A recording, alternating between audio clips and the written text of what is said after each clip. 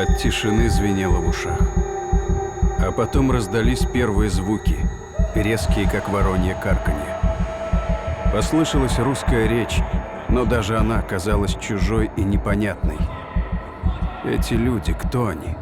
Друзья или враги?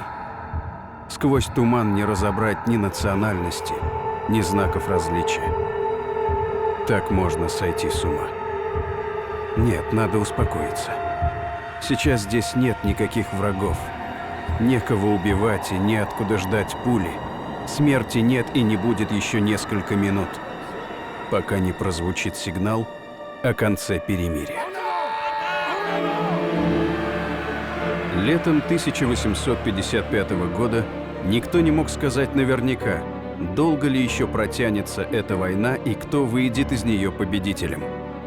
Союзники Османской империи, Британия и Франция бросили всю мощь своих армий в Крым и почти на целый год завязли под Севастополем. Но одновременно они пытались добиться решающих побед и на других театрах военных действий – на Балтике и на Дальнем Востоке, на Кавказе и в Северных морях. Всюду грохотали орудия, горели здания, гибли люди. Это была репетиция мировых войн, Первой и Второй. Нулевая мировая. И хотя исход войны был еще неизвестен, всем было ясно одно. Те, кто доживут до ее конца, уже не застанут мир прежним.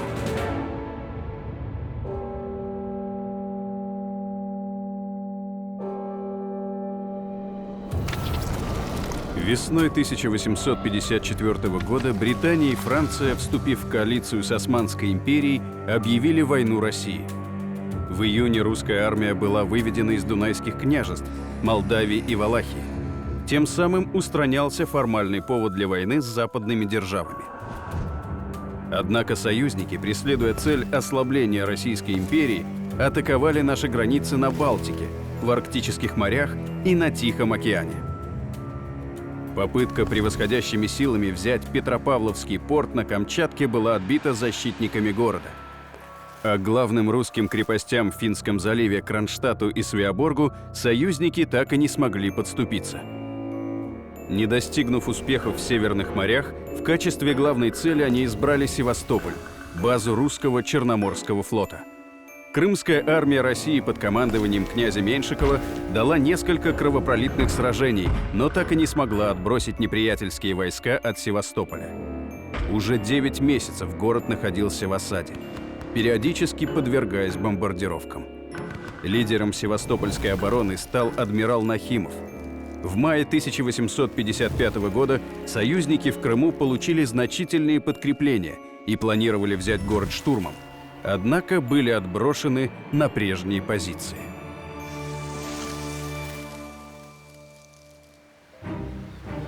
Тем временем на холодных морях снова открылась навигация. После поражения на Камчатке прошел год, и теперь союзники планировали взять реванш. На этот раз угроза нависла не только над Петропавловском. Боевая задача формулировалась так: полностью блокировать русское побережье и уничтожить все корабли русского флота на Тихом океане. Они продолжали считать, что Россия не сможет удержать Дальний Восток, нужно только ударить помощнее. Для участия в операции британское командование сняло из Китая практически весь английский флот – 34 военных судна. К ним присоединились 22 французских корабля. В мае 1855 года англо-французская эскадра под командованием адмирала Генри Вильяма Брюса вошла в Авачинскую бухту. С берега ее встретила абсолютная тишина. Когда интервенты решились на высадку, они убедились, что их худшие подозрения верны. Петропавловск был пуст, все укрепления убраны, а запасы вывезены. Дело в том, что за несколько месяцев до прибытия англо-французов, понимая, что те обязательно вернутся с новыми силами, военный губернатор Петропавловска Василий Степанович Завойко эвакуировал город. Союзникам оставалось лишь одно – отплыть на юг в поисках русской эскадры. Они так и поступили, но предварительно решили устроить пустующему городу показательную казнь. Орудийным огнем стереть Петропавловск с лица земли. Чтобы месть стала еще изощреннее, осуществить ее должны были соотечественники петропавловцев. На борту одного из вражеских кораблей находилось несколько русских пленных, которых до того целый год продержали в кандалах. Среди них матрос Семен Удалов. Ему-то и был поручен расстрел города. Однако Удалов наотрез отказался подходить к пушке. Французский офицер угрожал за неподчинение повесить его. Матрос ответил, что этому не бывать, и нашел свою смерть в море в сотни метров от родного берега. Так что интервентам пришлось самим вставать к орудиям. А когда от города осталось одно пепелище, они двинулись на юг. К тому моменту гарнизон и жители Петропавловска вместе со всем своим имуществом плыли к устью Амура. Но уже почти достигнув цели, в заливе де Кастри они столкнулись с 3 военными судами противника. Русские корабли фрегат «Аврора» и корвет «Оливудса», а также 4 транспорта, принимают боевой порядок. Сквозь рассеивающийся туман к заливу приближается 40-пушечный фрегат «Севилла» в сопровождении 20-пушечного винтового корвета «Гориет» и 12-пушечного брига «Битерн». Артиллерийская дуэль на дальних дистанциях продолжается до наступления темноты. Противник запирает русские корабли в бухте и встает у выхода из нее. Однако ночью русская эскадра снимается с якорей, под прикрытием густого тумана ускользает от противника и, войдя в устье Амура, направляется к пограничному посту Николаевскому на левом берегу реки. Утром союзники входят в залив де Кастри. Были приняты все меры к решительному бою, и величайший восторг одушевлял союзную эскадру. Уже суда были выстроены по диспозиции к атаке, как высланный вперед пароход убедился с досадою, которую легче вообразить, чем описать, что двуглавый орел улетел и что исчезли как суда, так и сами русские. Журнал де Деба. Дальше Александровского поста англо-французский флот так и не продвинулся. Интервенты просто-напросто развернулись и уплыли. Причина проста. В Европе того времени располагали устаревшими представлениями о географии Дальнего Востока. Там верили данным знаменитого мореплавателя Лаперуза, который считал Сахалин полуостровом, а устье Амура – несудоходным. Тем временем русская эскадра, которую союзники сочли бесследно исчезнувшей, причалила у Николаевского поста. За 5 лет до этих событий морской офицер Геннадий Иванович Невельской, получив назначение на Дальний Восток, решил проверить свою давнюю догадку. Офицер был убежден, что Лаперус ошибался, и в Амур можно заходить с моря. Хотя Невельскому было велено не отвлекаться на географические изыскания, он нарушил приказ, на свой страх и риск снарядил экспедицию из Петропавловска к Сахалину. Предположение Геннадия Ивановича блистательно подтвердилось. Он основал в устье Амура Николаевский пост, поднял там российский флаг и объявил о суверенитете России над левым берегом Амура. Узнав о самоуправстве Невельского, особый комитет, в ведение которого входили дела, ведущие к разрушению государственного устройства, подготовил доклад. Поступок морского офицера был сочтен дерзостью, достойной разжалования в матросы, о чем и было доложено императору Николаю I. Разобрав существо дела, Николай сказал: «Ослушался приказа, ты матрос. Но ты основал новые селения, за это ты мичман. Ты открыл судоходность Амура, за это ты лейтенант. Ты поправил самого Лаперуза, за это ты капитан. Ты поднял российский флаг на новых землях, за это ты контр-адмирал». А на доклад особого комитета император наложил знаменитую резолюцию: где раз поднят русский флаг, там он спускаться не должен. И теперь контр-адмирал Невельской вел русскую эскадру по тому водному пути, что был открыт его экспедицией. Всего за год Николаевский пост, который еще недавно был небольшим приграничным поселением, разросся. Сотни солдат, матросов, казаков и эвакуированных жителей Петропавловска построили на берегу Амура город-порт Николаевск. Вскоре он стал центром притяжения для множества людей. Именно во время нулевой мировой Дальний Восток стал активно заселяться. Переселенцы начали осваивать новые земли. Их принадлежность к России была официально закреплена после окончания войны. 16 марта 1858 года Российская империя и Китай заключили Айгунский договор, по которому к России навечно отходили земли к северу от Амура, а Приморский край, территория к востоку от реки Уссури до Тихого океана, временно объявлялся общим владением России и Китая. Согласно Пекинскому договору 1860 года, Приморье окончательно отошло к Российской империи. Тем временем на другом конце Российской империи, в Финском заливе, происходили столь же драматические события. Для Второй Балтийской кампании была снаряжена гораздо более мощная флотилия во главе с английским адмиралом Ричардом Дондасом. При этом перед Дондасом не было поставлено четких целей.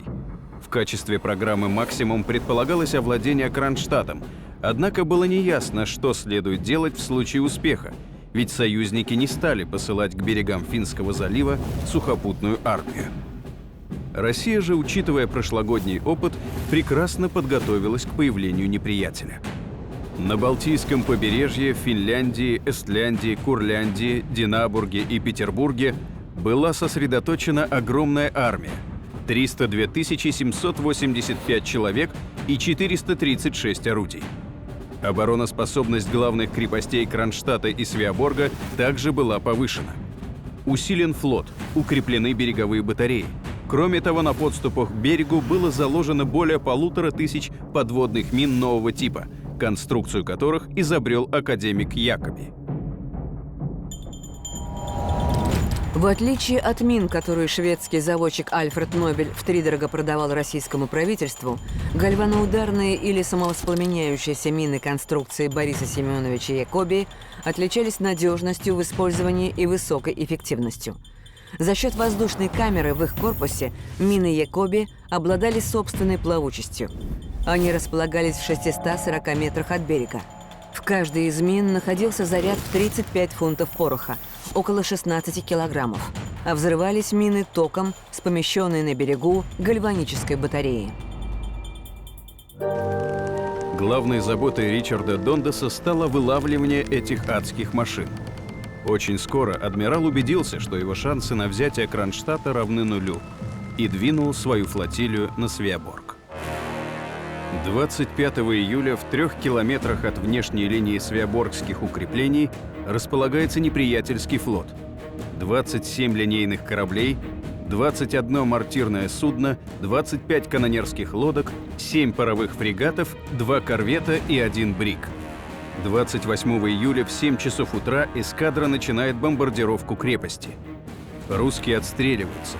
В результате несколько английских канонерок выходят из строя. Союзники пытаются высадить десант на острове Друмса, однако вынуждены отступить. К 2 часам дня адмирал Дондас приказывает направить бомбы и зажигательные ракеты на стоящие за крепостной стеной гражданские дома. В Свеоборге вспыхивают пожары. Горят портовые здания со всеми постройками и складами. Русские открывают ответный огонь лишь в случае приближения неприятельских кораблей и уничтожают несколько мортирных судов. Артиллерийская дуэль продолжается 2 суток. 30 июля союзный флот прекращает канонаду и вскоре отплывает в южном направлении. И снова союзникам было нечем гордиться. Вред, который они нанесли Свеоборгу с военной точки зрения, был ничтожен.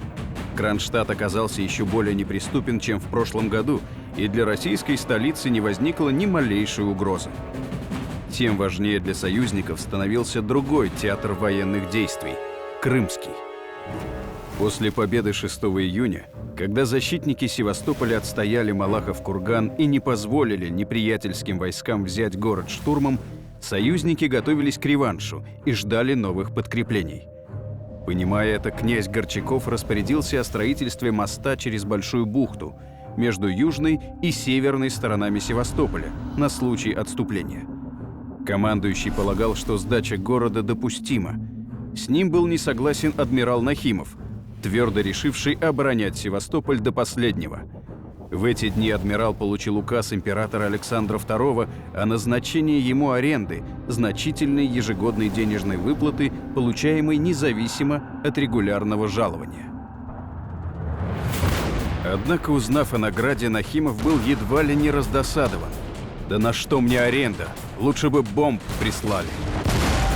28 июня, за день до своих именин, Павел Степанович Нахимов, как обычно, обходил укрепления, чтобы проверить обстановку и отдать необходимые распоряжения. Подойдя к передней насыпи бастиона, адмирал взял у сигнальщика подзорную трубу и долго наблюдал расположение французов. Один из офицеров попросил его пригнуться, Нахимов только рукой махнул.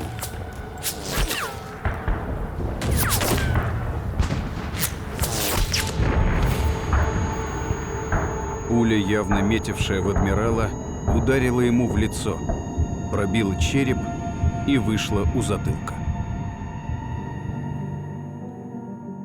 Павел Степанович стал гением Севастополя, душой городской обороны. Само его присутствие, пусть не в поле зрения, пусть где-то там, но все равно рядом, приободряло защитников города. Умирая в боях, матросы и солдаты спрашивали, жив ли Нахимов. Если жив, можно умирать спокойно. И вот теперь Нахимова не стало. Печальная новость разнеслась по всей России, и не было в стране уголка, где бы не скорбели о великом адмирале. Имя Нахимова стало для нас дорогим именем, и ни одна потеря не отозвалась так во всех сердцах, как смерть незабвенного адмирала, честно и добросовестно отслужившего свою службу России. Московские ведомости. Нахимова положили в гроб, обитый золотой парчой. Вокруг тела распределили многочисленные подушки с орденами, а в изголовье поставили 3 адмиральских флага. Тело Павла Степановича покрывал кормовой флаг корабля «Императрица Мария», простреленный в Синопском сражении.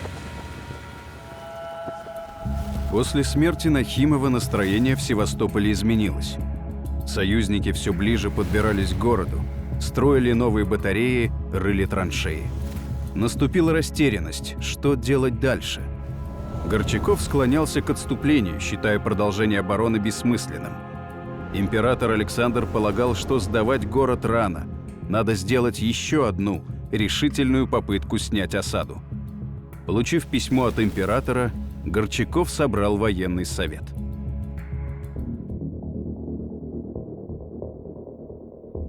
Генералы говорили главнокомандующему, что сражение станет подлинной катастрофой. Высоты, на которых укрепился неприятель, неприступны, дальнобойных орудий для обстрела вражеских позиций не хватает. Чтобы идти в атаку, надо сначала переправиться через речку Черную, а средства для переправы в очень плохом состоянии. Горчаков понимал, что правы его оппоненты, но отчаянно боялся доставить неудовольствие императору, хотя тот, находясь в Петербурге, просто не мог знать детали предстоящей операции. Конец всем спорам генерал Горчаков положил словами: «Такова воля императора». Бой был назначен на следующее утро. 4 августа в 4 часа утра 2 русские дивизии под командованием генерала Риада начинают обстрел Федюхиных гор и форсируют Черную речку, которая отделяет их от неприятеля. Франко-сардинские войска со своих выгодных позиций расстреливают русских сверху. Дивизии Риады, ежеминутно теряя сотни бойцов, продолжают штурмовать высоты. Гибнет множество командиров, в том числе сам генерал Риад и начальник его штаба. Горчаков бросает в бой резервную дивизию и 3 полка генерала Лепранди. Однако их ждет та же участь. Увидев, что союзники подтягивают к Федюхиным горам подкрепление, Горчаков наконец дает команду к отходу. Русские потери в сражении на Черной речке составили 8270 человек убитыми, ранеными и пропавшими без вести. Потери союзников – 1564 человека. Из них сардинцы потеряли 187 человек. Горчаков пытался свалить вину за неудачу на погибшего в бою генерала Риада. Тот якобы самовольно бросил свои дивизии в атаку, хотя должен был всего лишь занять артиллерийский бой и ждать особого приказа. Однако правда вскрылась очень быстро. Нашлись свидетели того, как Горчаков отправил Риаду приказ идти на штурм отвесных и прекрасно укрепленных Федюхиных гор. И тем более ни у кого не было сомнений в том, что именно Горчаков вводил в сражение по частям, дивизию за дивизией, полк за полком, фактически отправляя их на убой.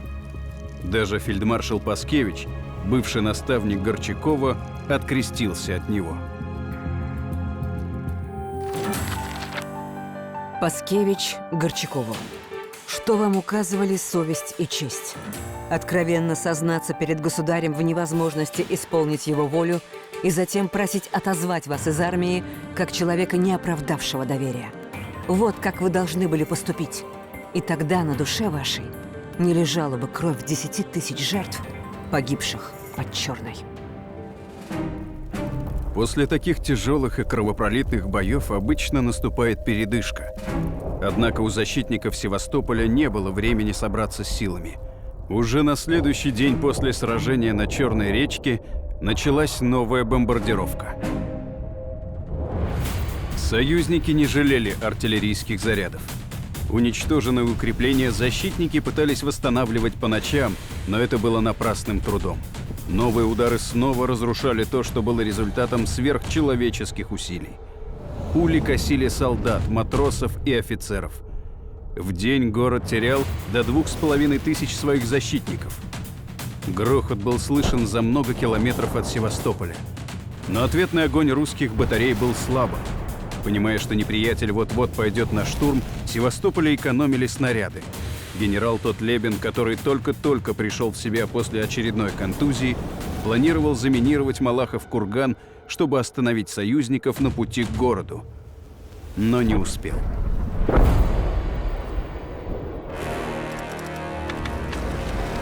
В полдень 27 августа французы дают 3 залпа из всех своих орудий. Вслед за этим они внезапно выходят из траншей, бегут к Малахову кургану и, не встречая сопротивления, берут его приступом. Русские орудия, выведенные из строя, молчат. Одновременно французы захватывают 2 бастиона и оборонительную стену от 2-го бастиона до Малахова кургана. Солдаты Кременчугского, Олонецкого, Белозерского и Севского полков бросаются в контратаку. В то же время на противника летят бомбы с пароходов «Владимир», «Херсонес» и «Одесса». Французы отходят к траншеям, но вскоре снова устремляются на штурм.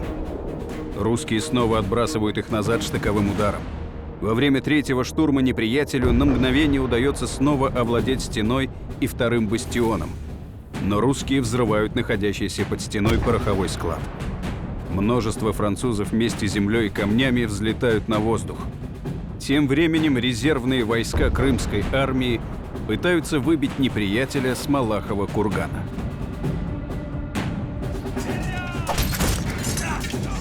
В ход идут сабли, штыки, приклады, даже заступы и деревянные обломки от блиндажей.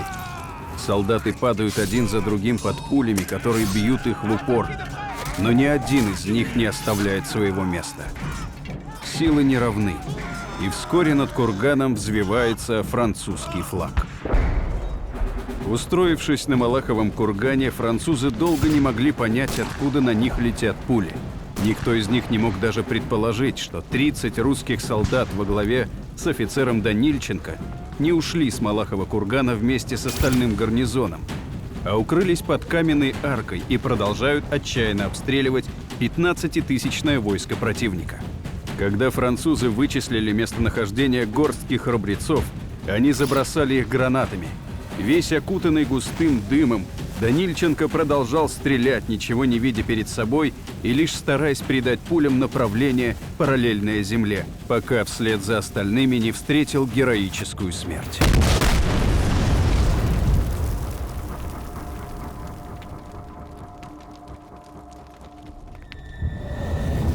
В это время англичане штурмуют третий бастион. Они уже взбираются по приставным лестницам на бруствер, но 3 роты Селенгинского и Якутского полков вступают с ними в рукопашную схватку и отбрасывают в ров. Англичане трижды штурмуют бастион и трижды терпят неудачу. Русские сохраняют позицию. Вслед за этим неприятельские колонны надвигаются на 6 батарей левого фланга, от батареи Жерве до 3-го бастиона. Защитники города отражают нападение. Союзники пытаются спастись бегством. Трупы и тела раненых загромождают все подступы к укреплениям. Земля, покрытая кровью и пылью, превращается в буро-красное месиво. Во время штурма 27 августа единственным успехом неприятеля стало взятие Малахова кургана. Последовавшие за ним приступы к русской оборонительной линии, растянутой на 7 километров, были отбиты на всех пунктах. За 4 часа штурма союзники, согласно официальным подсчетам, потеряли убитыми и ранеными чуть больше 11 тысяч человек. Русские потери составили почти 13 тысяч человек.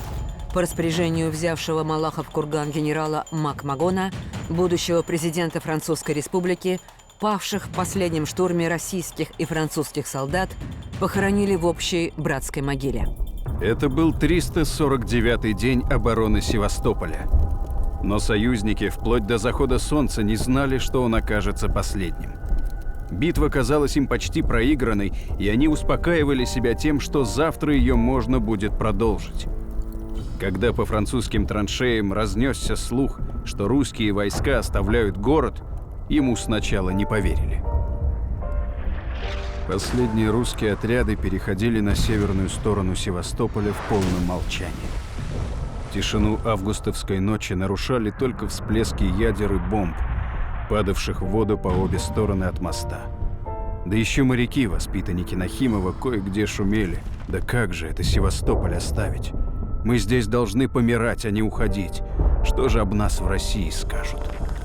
Когда понтонный мост начали разводить, князю Горчакову подали катер.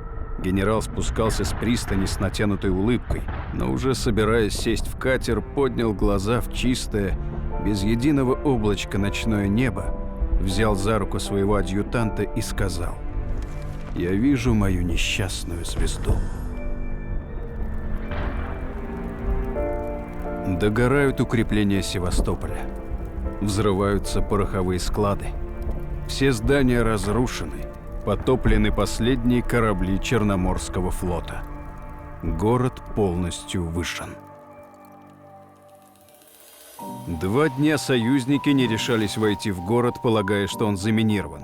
Однако князь Горчаков не удосужился отдать соответствующее распоряжение. 28 августа на корабельной части стали появляться отдельные группы французских солдат. Лишь на следующий день войска неприятеля заняли южную сторону. Севастополь сдался врагу. Но Севастополя, прекрасного приморского города, каким его знал адмирал Нахимов, уже не было. После падения Севастополя в воздухе повисла напряженная пауза. Российский император Александр полагал, что союзники попытаются захватить оставшуюся часть Крыма. Однако войска антирусской коалиции были измотаны. Не хватало обозов. Неприятель так и не решился на марш-бросок вглубь полуострова. Вместо этого союзники направили удар на Николаев, центр черноморского кораблестроения. 2 октября 90 военных судов англо-французского флота с 8-тысячным десантом двинулись из Севастополя к устью Днепра. Путь к Николаеву преграждала небольшая крепость Кинбурн. 5 октября союзники открыли бомбардировку, которая фактически превратилась в расстрел слабо укрепленной и плохо вооруженной крепости. У 1500-тысячного русского гарнизона не было никаких шансов на победу. Пущенные с берега ядра почти не долетали до неприятеля. Французы отвечали разрушительным огнем с плавучих батарей. Эти военные суда нового типа были впервые в мировой практике применены именно здесь, в сражении у Кинбурна. Плавучие батареи – сравнительно небольшие по размеру и тихоходные бронированные пароходы с установленными на них крупнокалиберными орудиями, которые стреляли разрывными снарядами. В Впоследствии использовались для защиты баз и кораблей на рейде, а также для огневой поддержки войск, действующих на побережье. На второй день обстрела начальник Кинбурнского гарнизона генерал-майор Коханович принял условия капитуляции, и крепость была занята неприятелем. Однако союзники так и не решились двинуться дальше, к Николаеву. Оставив в Кинбурне небольшой десант и эскадру, они вернулись в Севастополь, где предполагали устроиться на зимовку. Французы и англичане усердно распускают слухи о том, что после взятия крепости Кинбурн русский царь, испугавшись успехов европейского оружия, бежал из Зимнего дворца и скрывается где-то в лесах между Москвой и Казанью. Осмелимся не поверить этим досужим фантазиям. Нью-Йорк Таймс. Еще в мае союзники высадились в Керчи. Они пытались перекрыть коммуникацию Крыма с остальной Россией, но были вынуждены ограничиться крейсировкой по Азовскому морю, обстрелами портовых городов и набегами на расположенные возле побережья населенные пункты. Эти рейды продолжались вплоть до поздней осени. За 5 месяцев, проведенных в Азовском море, союзная эскадра занимает Тамань и Фанагорию и сжигает эти селения до основания. Бомбардирует Мариуполь и безуспешно штурмует Таганрог. Десанты союзников высаживаются, не встретив сопротивления, в Темрюке, Ейске, Бердянске. Там они уничтожают запасы фуража и продовольствия, жгут дома. А на море топят все застигнутые суда, включая рыбачьи лодки. Все это время главным объектом нападений союзного флота остаются Геническ и Арабатская стрелка. Захватив их, союзники отрезали бы русскую армию в Крыму от снабжения. Однако русские отряды отбивают все попытки штурма. Стратегическая инициатива с момента вступления в войну Британии и Франции принадлежала именно этим европейским державам. Турки, из-за которых началась война, во время Крымской кампании играли второстепенную роль. Основную мощь своей армии Османская империя сконцентрировала на другом театре военных действий – Кавказском. В Лондоне и Париже внимательно следили за тем, как складываются дела на Кавказе. Британия давно мечтала расширить там свое влияние, но воевать желала чужими руками. Англичане пытались привлечь на свою сторону мятежных горцев во главе с Шамилем и сформировать из них регулярную армию. Но успехом эта попытка не увенчалась. Горцы принимали дары от неверных, но не слишком им доверяли, а подчиняться турецкому командованию отказывались наотрез. Французский император Наполеон III также не стал посылать свои войска на Кавказ. В итоге задача вытеснить русских из Грузии полностью ложилась на плечи османской армии. За 1,5 года, прошедших с начала войны, турецкие военачальники не могли похвастаться какими-либо успехами. Напротив, русская армия одерживала победу за победой, но ни одна из них не давала России решительных преимуществ. К лету 1855 года главной целью русского командования стало взятие турецкой крепости Карс. В июле новый кавказский наместник Николай Муравьев подошел со своими войсками к Карсу. Николай Николаевич Муравьев родился в 1794 году. Российский военачальник и путешественник. Брат декабриста, а в будущем нижегородского губернатора Александра Муравьева. Участник Отечественной войны 1812 года. Заграничного похода русской армии, русско-персидской, русско-турецкой и кавказской войн. Один из первых исследователей Средней Азии. Обладатель более десятка отечественных и иностранных наград, включая орден Андрея Первозванного, высшую награду Российской империи. Чтобы отрезать Карс от поставок продовольствия, Николай Муравьев взял его в кольцо. Турки послали в Карс подкрепление. Однако отряд Али-Паши, выступив из Эрзерума, был на голову разбит русскими войсками. Положение крепости ухудшалось. Осажденные начинали голодать. Участились случаи дезертирства. Британскому полковнику Уильямсу, фактическому начальнику гарнизона, приходилось поддерживать дисциплину суровыми мерами. Приказы о расстрелах в осажденном Карсе не были редкостью. В конце августа в крепости царило безысходное настроение. Казалось, еще немного, и Карс падет. Но тут пришло известие о том, что в Батуми высадился 25-тысячный корпус Амер-Паши. В крепости ликовали. Ожидалось, что русские двинутся против большого турецкого войска и снимут осады. Однако Николай Муравьев принял прямо противоположное решение.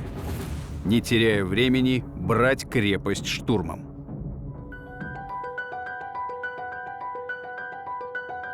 Ближайший помощник Муравьева, генерал Бакланов, старый казак, ветеран, знавший окрестности Карса как свои 5 пальцев, не стеснялся в выражениях. Он прямо заявил наместнику его императорского величества, что решение штурмовать Карс – глупость, а план карских укреплений, составленный самим Муравьевым, гроша ломаного не стоит. Спор накалялся. Наконец Муравьев тихо произнес: «Яйца курицу не учат, а слушают». Бакланов сжал мощный кулак, но сумел сдержаться. «Как вам будет угодно», – холодно ответил генерал.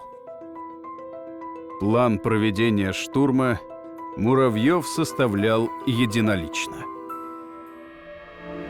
В ночь с 16 на 17 сентября русские отряды начинают наступление на Карс, в расчете на то, что противник ничего не знает об их планах. Крепость кажется погруженной в глубокий сон, однако неприятель встречает атакующих ураганным огнем канонады. Невзирая на огромные потери, русские отважно бросаются на крутые высоты и к 5 часам утра берут всю линию чехманских укреплений древнего армянского города. Захватывают 15 орудий и 2 турецких знамени. Остается взять главное укрепление – Велитабию. В тот день из строя выбыло более 7 тысяч русских солдат и офицеров. Был убит генерал Ковалевский, еще 3 генералов ранены. Но ни туркам, ни их европейским союзникам не пришлось долго ликовать по поводу отбитого штурма. Николай Муравьев не собирался снимать осаду с крепости. Убедившись, что генерал Бакланов был прав, наместник Кавказа решил следовать его плану – брать крепость измором. В Карсе продолжался жестокий голод. С разрешения полковника Уильямса турецкие женщины с маленькими детьми покидают крепость и приходят в русский лагерь, где с плачем умоляют накормить их. Получив однодневную порцию еды, женщины возвращались в крепость. Глядя им вслед, солдаты только головами качали. Союзники требовали от Амир-Паши решительных действий. Именно от его армии зависело будущее осажденной крепости. Турецкий главнокомандующий колебался. Он так и не осмелился двинуться в сторону Карса и направил войско в Грузию, в надежде на то, что данный маневр вынудит русских снять осаду. Однако генерал Муравьев не стал принимать скоропалительных решений. Он смотрел, как будут развиваться события. Прошел месяц, другой. Амир-Паша по-прежнему стоял в Западной Грузии. Получая морем все новые подкрепления, он не знал, как ими распорядиться. Вскоре полили зимние дожди, местность стала непроходимой. При такой пассивности османской армии Николаю Муравьеву оставалось просто ждать, когда плод созреет и сам упадет ему в руки. Это случилось в ноябре. Гарнизоны жителей Карса, изнуренные голодом и болезнями, поняли, что помощи от Амир-Паши им не дождаться, и подняли над крепостью белый флаг. Было бы несправедливым отказать русским в некотором благородстве. Одержав победу под Карсом, генерал Муравьев позволил сдавшимся офицерам сохранить их шпаги, а также принял меры для немедленного снабжения карских госпиталей всем необходимым. При ближайшем знакомстве русский медведь оказывается не так уж и дик. Daily Telegraph. Перед европейскими державами стоял вопрос, стоит ли продолжать войну против России. Да, Севастополь сдался, но какой ценой?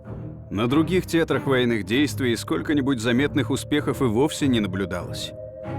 Если, конечно, не считать таковым захват Кинбурна, невеликая в общем победа.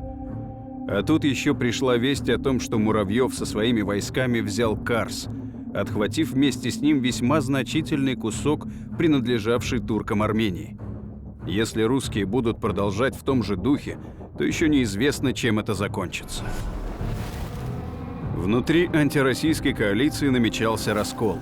Британский премьер-министр лорд Пальмерстон строил планы продолжения войны. Наполеон III склонялся к миру. Австрия, так и не приступившая к военным действиям, стремилась извлечь из происходящего собственную выгоду. Император Франц Иосиф мечтал присоединить к своей империи Дунайские княжества. В декабре австрийский посол явился в Зимний дворец и передал канцлеру Ниссельроде письмо с ультиматумом. В нем содержались следующие пункты. Черное море должно быть объявлено нейтральной зоной, свободной от военного флота. России следует отказаться от права исключительного протектората над Молдавией и Валахией, а также от требования покровительства над православными Османской империей. На Дунае предполагалось ввести свободу плавания, что означало потерю России Бессарабии. Кроме того, в ультиматуме содержался еще и пятый, самый пугающий пункт – о праве западных держав в ходе обсуждения предъявлять России новые претензии. Для раздумий Александру II давалось несколько недель. В случае, если он не примет эти требования, Австрия объявит войну. Скоро пришло письмо от прусского короля Фридриха Вильгельма IV. Тот убеждал Александра принять австрийские условия. В противном случае Пруссия также грозилась присоединиться к антирусской коалиции. Александру предстояло сделать сложный выбор. Выступая в Зимнем дворце перед членами Государственного совета, он был вынужден стыдливо прятать взгляд. Да, Россия еще могла вести войну. В армии по-прежнему царил боевой настрой, однако при вступлении в войну Австрии и Пруссии шансы на победу сводились практически к нулю. Все высшие государственные сановники, кроме графа Блудова, поддержали решение императора принять австрийские условия. Поднимая руки вверх, глаза они опускали к полу. Русское общество разделилось. Одни полагали, что у России не осталось другого выхода, как соглашаться на любые уступки, лишь бы покончить с этой войной. Другие обвиняли канцлера Ниссельроде, а вместе с ним и весь российский кабинет в трусости и предательстве. Поговаривали даже, что царю дали какое-то наркотическое средство, чтобы заставить его подписать мирный договор на позорных для России условиях.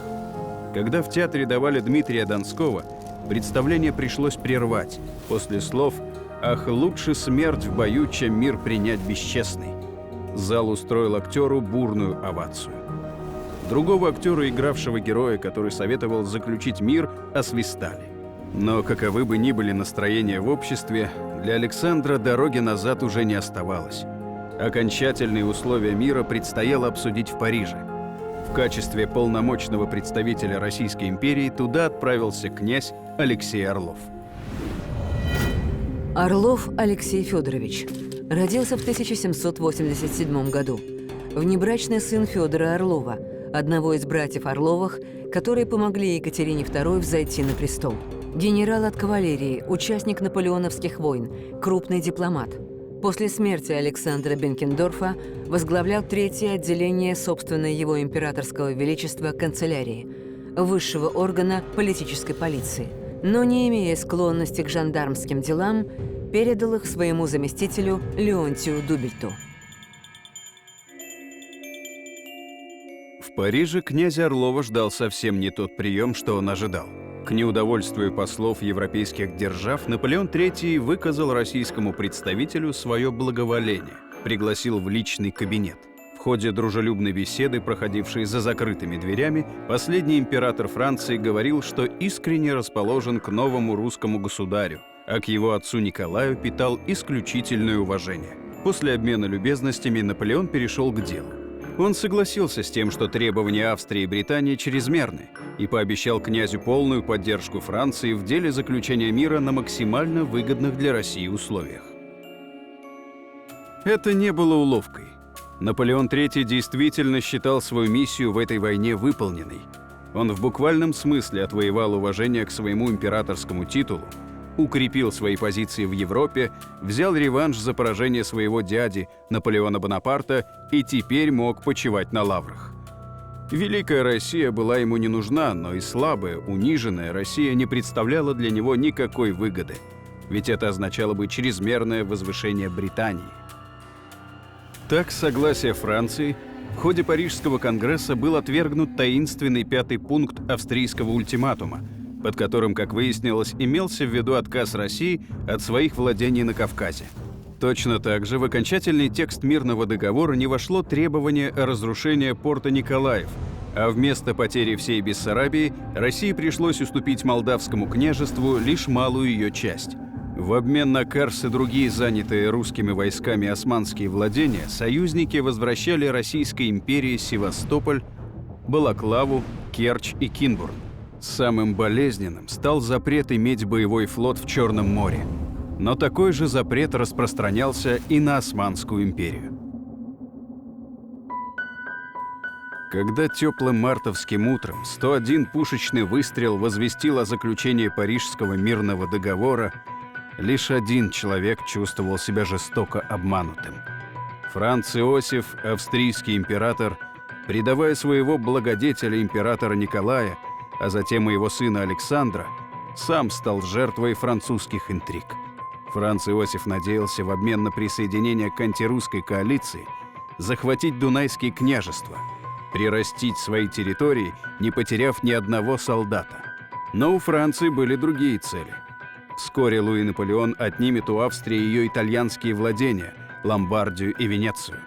Они достанутся королю Сардинии, как плата за участие в Крымской войне и в обмен на Ниццу и Савойю, которые отойдут к Франции. А самым печальным для Франца Иосифа станет полная политическая изоляция. В России его презирали. Британия, она далеко, да и не будет Лондон воевать ради австрийских интересов с усилившейся Францией. Австрия на Парижском конгрессе заняла почетное положение выжатого лимона во время чаепития. Ознакомившись с мирным договором, никак нельзя сообразить, кто же тут победитель, а кто побежденный. «Таймс». Так закончилась Крымская, Восточная, нулевая мировая война. Многие до сих пор называют ее бессмысленной бойней. Но отказывая этой войне в смысле, мы не извлечем из нее важные уроки. За время войны русская армия потеряла по разным оценкам от 100 до 250 тысяч убитыми, ранеными и умершими от эпидемий.